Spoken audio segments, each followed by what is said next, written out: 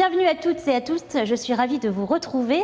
Nous sommes installés jusqu'à jeudi dans les Côtes d'Armor à Guingamp et j'espère qu'on vous fera découvrir ou redécouvrir ce petit coin de la Bretagne. Aujourd'hui, nous avons établi nos quartiers dans les anciens locaux de la prison de Guingamp. C'est un lieu qui a abrité des milliers d'histoires et dont l'histoire elle-même n'est pas terminée puisqu'il a été classé, monument historique, réhabilité et aujourd'hui c'est l'art qui a pris possession des lieux avec le centre d'art Gouinzegal. Jérôme Sauter, bonjour. Bonjour Émilie. Vous êtes le directeur artistique de Gouinzegal et vous, votre ambition, c'est la photographie. Est-ce que vous pouvez nous en dire plus? Oui, effectivement, l'ambition du centre d'art tourne autour de la photographie, mais pas seulement l'exposition. Là, on est dans le lieu d'exposition. La photographie sous de multiples facettes, aussi avec les résidences d'artistes. Donc on invite des artistes à venir produire des choses sur le territoire.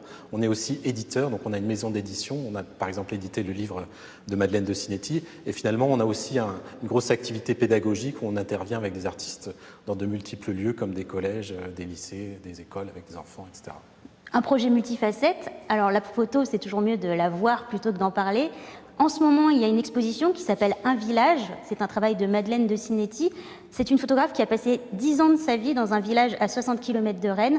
Je vous laisse regarder ce reportage de Fabrice Leroy et Valérie Chopin et on en reparle après.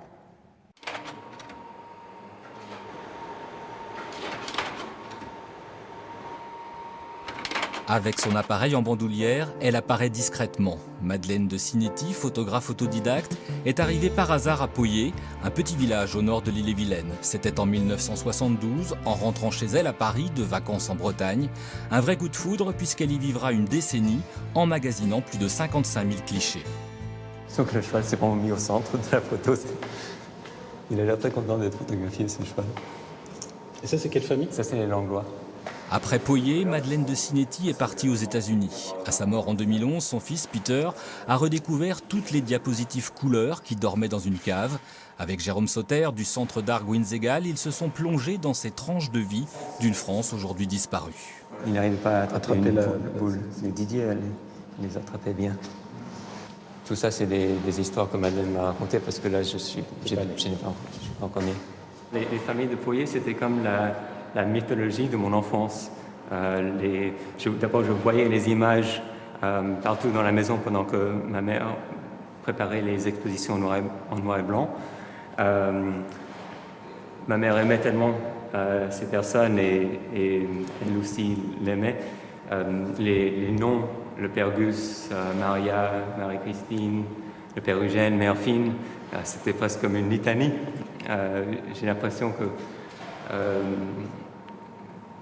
c'était comme si c'était des oncles ou des tantes, ou comme s'ils faisaient partie de la famille pendant mon enfance. Un album de famille qui fait de ce village breton le village témoin d'une époque charnière.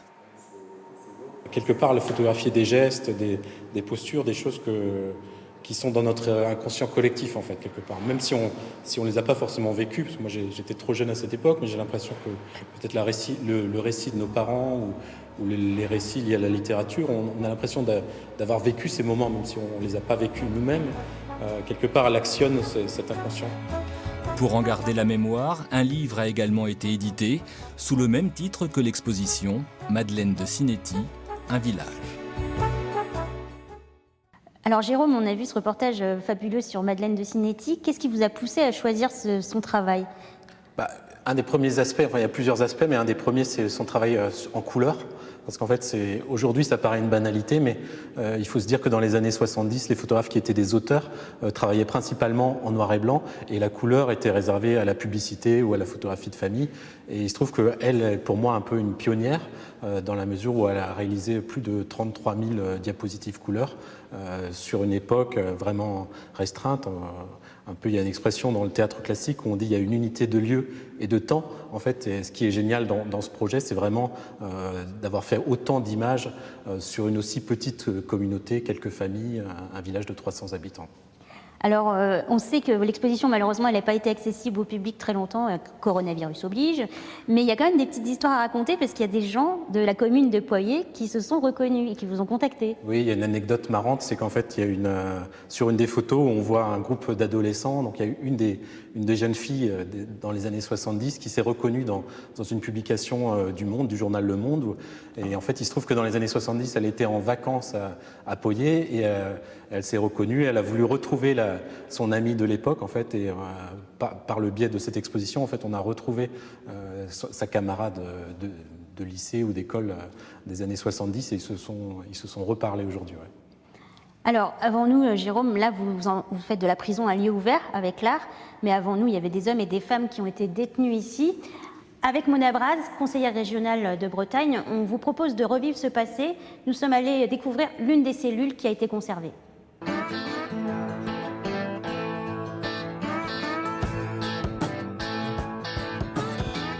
Alors Mona, toutes les deux, on va essayer de s'imaginer qu'on est au 19e siècle et qu'on va essayer de donner à voir le quotidien des détenus de l'époque. Donc moi, je suis Émilie Collin, je viens d'être arrêtée.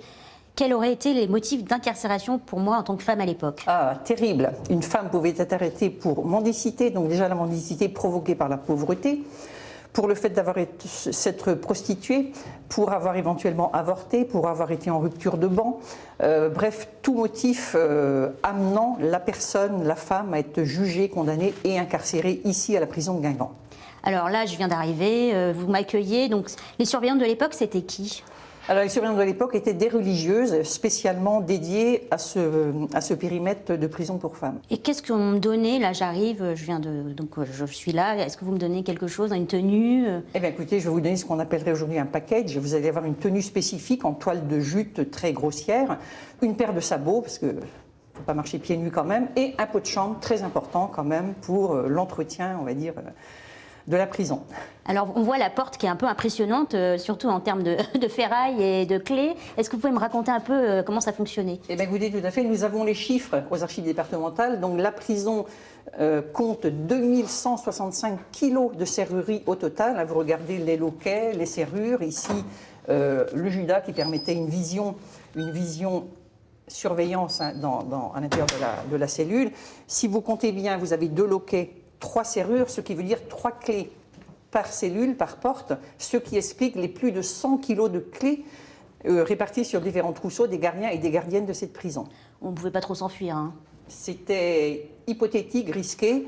Il y a quand même eu 3 évasions réussies par un Russe qui était incarcéré ici. Il a essayé 3 fois, il a raté 3 fois, mais il a quand même essayé sa Bon, alors, chance. on rentre, Mona, du coup? Eh bien, écoutez, Émilie, bienvenue dans ce qui va être votre cellule pendant 18 mois. Alors je me faufile, Mona, hop là, devant vous, hop, oulala, oui. Donc, c'est petit, ça fait quelle taille? Écoutez, 4 mètres carrés pour vous. Si vous aviez eu des enfants, ça aurait été 4 mètres carrés pour vous et vos enfants. Pour dormir, vous aurez un hamac. Pour 2 raisons. Le sol est en terre battue, mais aussi la raison essentielle est le coût. Le lit coûte beaucoup plus cher qu'un hamac, donc vous aurez un hamac et une couverture de laine pour vous réchauffer la nuit. Là, au niveau de mon quotidien, donc une fois que je suis installée, je vais passer environ 18 mois de condamnation. Qu'est-ce que je vais faire?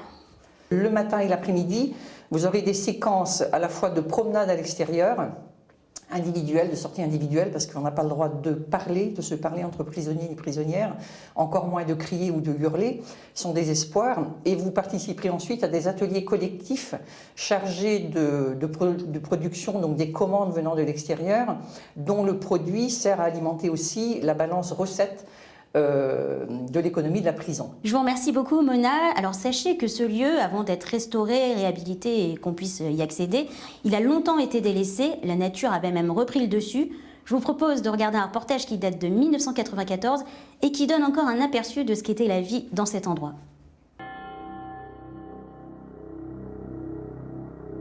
Unique en France à sa construction en 1841, la prison de Guingamp est aujourd'hui en grande partie envahie par les ronces. Pourtant, malgré les portes des cellules qui claquent au vent, les planchers qui peu à peu pourrissent, il est difficile de ne pas être séduit par l'architecture de ce bâtiment qui marie chemin de ronde et colonnes en bois.